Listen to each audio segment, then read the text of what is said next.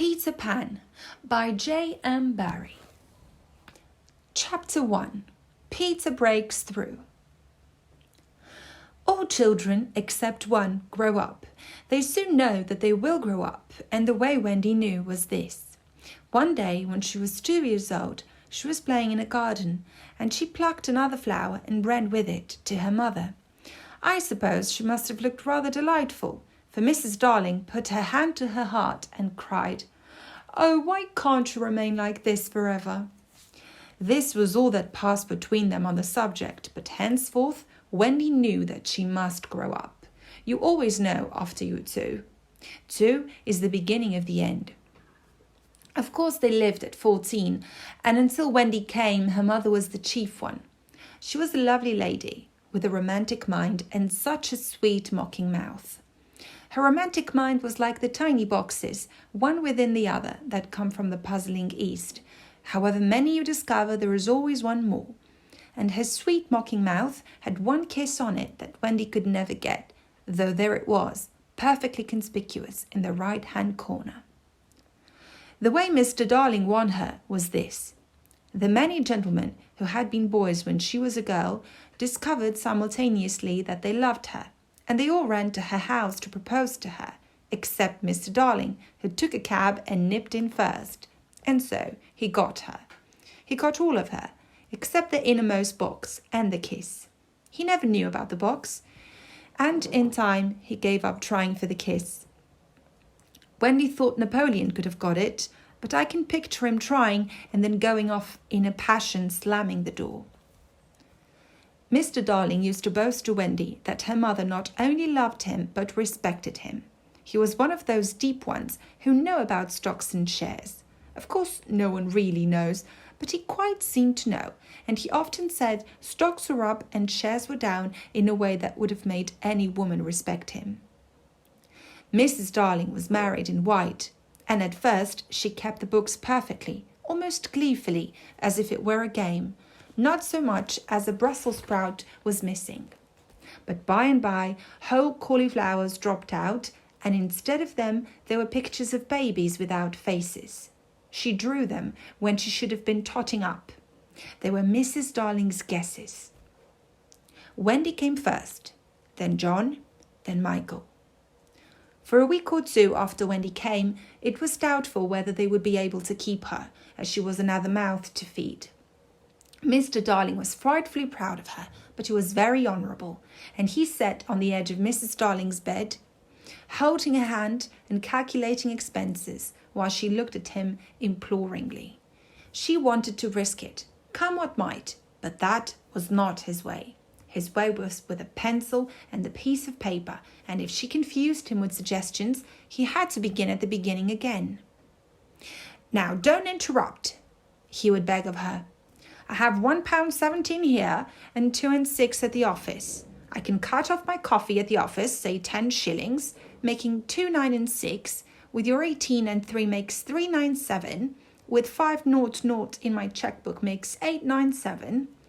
Who is that moving? 897 dot and carry 7. Don't speak my own. And the pound you lent to that man who came to the door. Quiet, child. Dot and carry, child. Oh, there, you've done it. Did I say 997? Yes, I said 997. The question is, can we try it for a year on 997?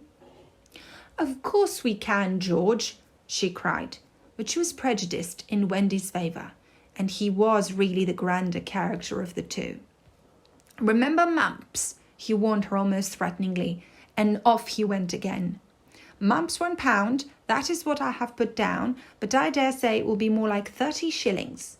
Don't speak. Measles 1.5, German measles half a guinea, makes 2 6. Don't waggle your finger. Whooping cough, say 15 shillings.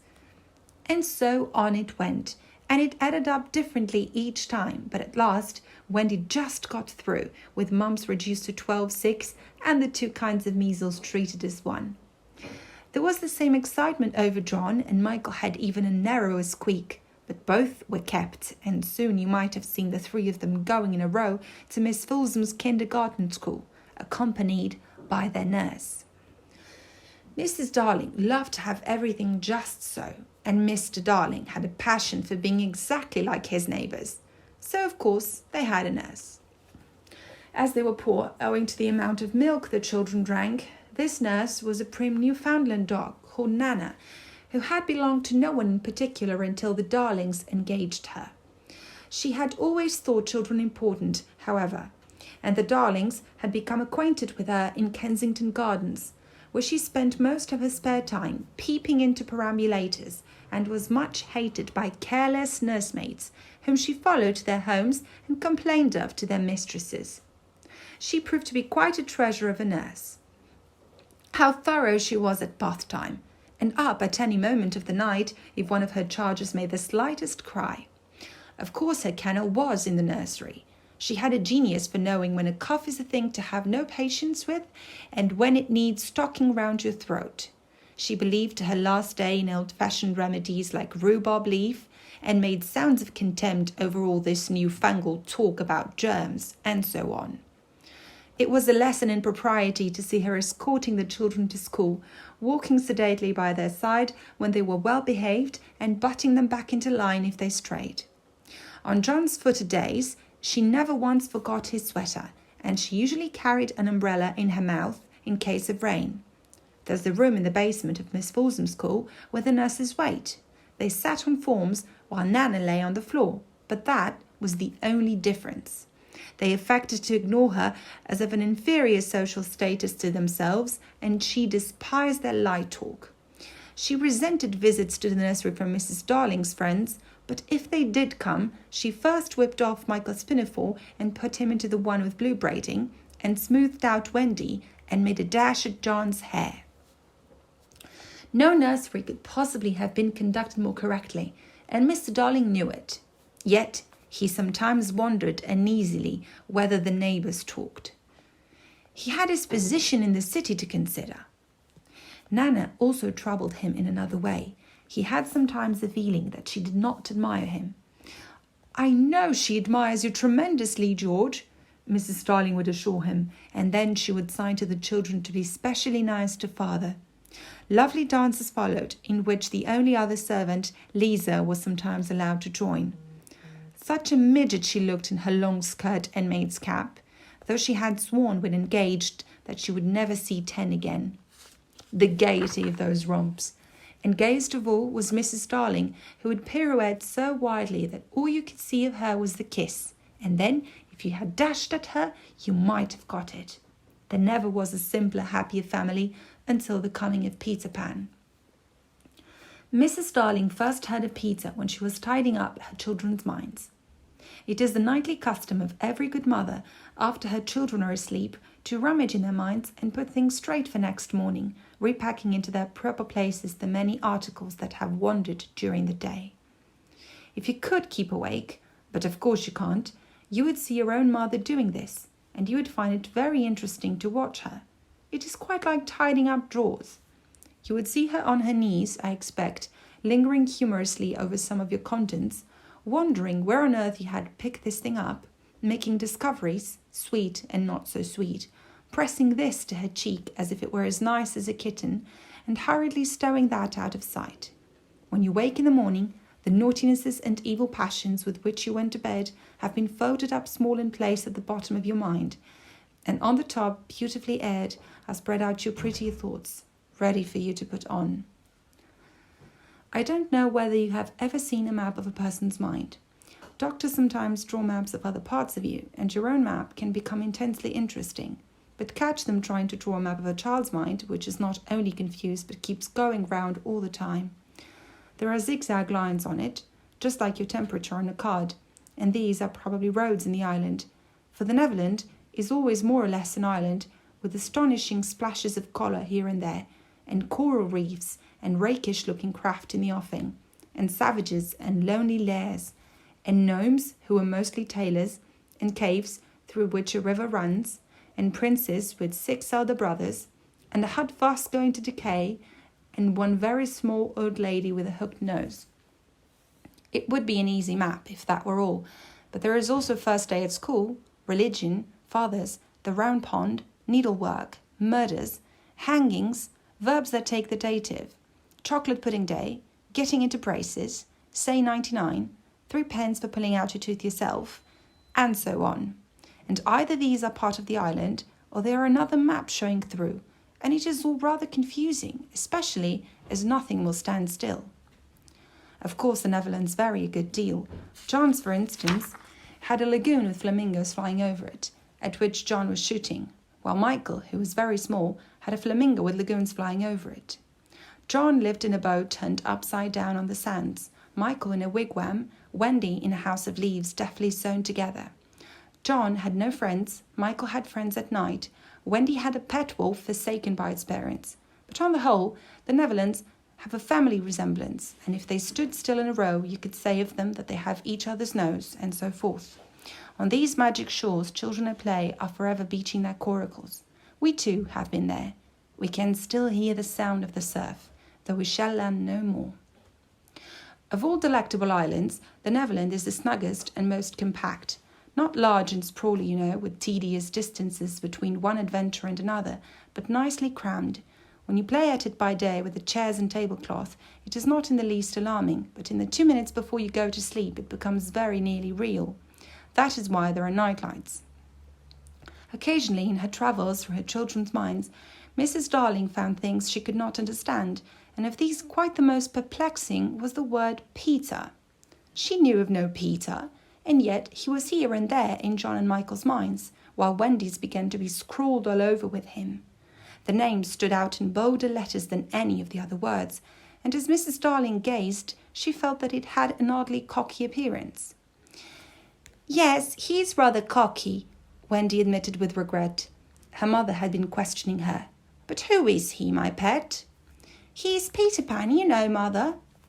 At first, Mrs. Darling did not know, but after thinking back into her childhood, she just remembered a Peter Pan who was said to live with the fairies.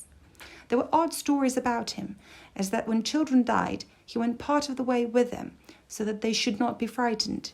She had believed in him at the time, but now that she was married and full of sense, she quite doubted whether there was any such person. "Besides," she said to Wendy, "he would be grown up by this time."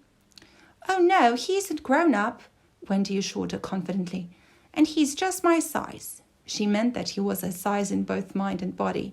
She didn't know how she knew it, she just knew it. Mrs. Darling consulted Mr. Darling, but he smiled pooh-pooh.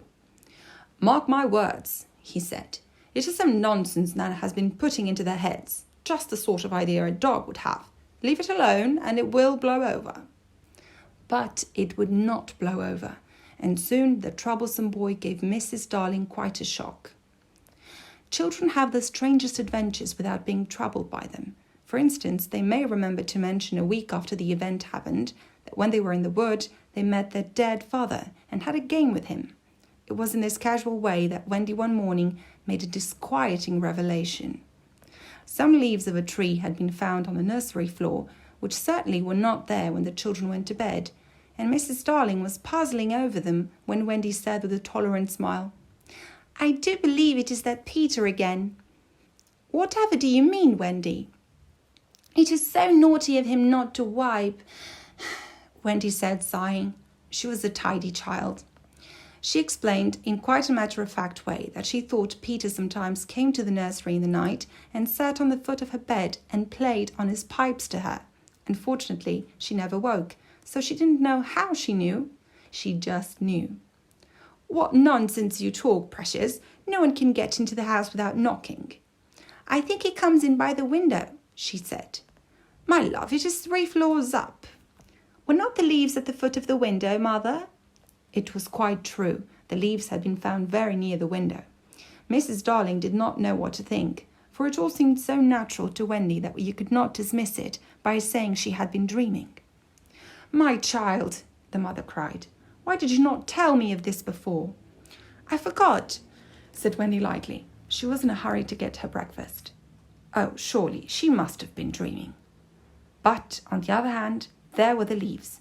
Mrs. Darling examined them carefully. They were skeleton leaves, but she was sure they did not come from any tree that grew in England. She crawled about the floor, peering at it with a candle for marks of a strange foot. She rattled the poker up the chimney and tapped the walls. She let down a tape from the window to the pavement, and it was a sheer drop of 30 feet, without so much as a spout to climb up by. Certainly, Wendy had been dreaming. But Wendy had not been dreaming, as the very next night showed, the night on which the extraordinary adventures of these children may be said to have begun.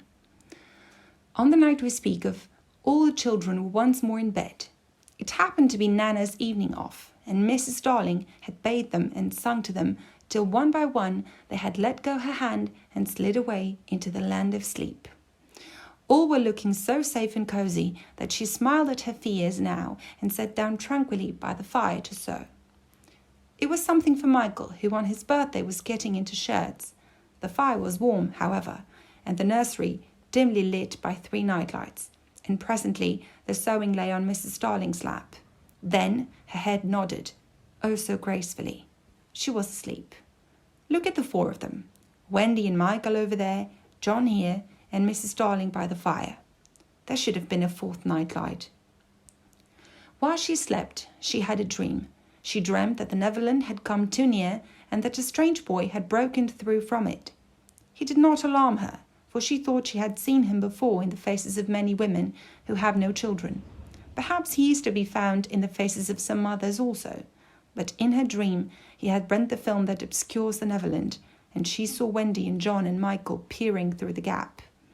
The dream by itself would have been a trifle, but while she was dreaming the window of the nursery blew open, and a boy did drop on the floor. He was accompanied by a strange light, no bigger than your fist, which darted about the room like a living thing. And I think it must have been his light that wakened Mrs. Darling. She started up with a cry and saw the boy, and somehow she knew at once that he was Peter Pan. If you or I or Wendy had been there, we should have seen that he was very like Mrs. Darling's kiss. He was a lovely boy, clad in skeleton leaves and the juices that ooze out of trees. But the most entrancing thing about him was that he had all his first teeth. When he saw she was a grown-up, he gnashed the little pearls at her.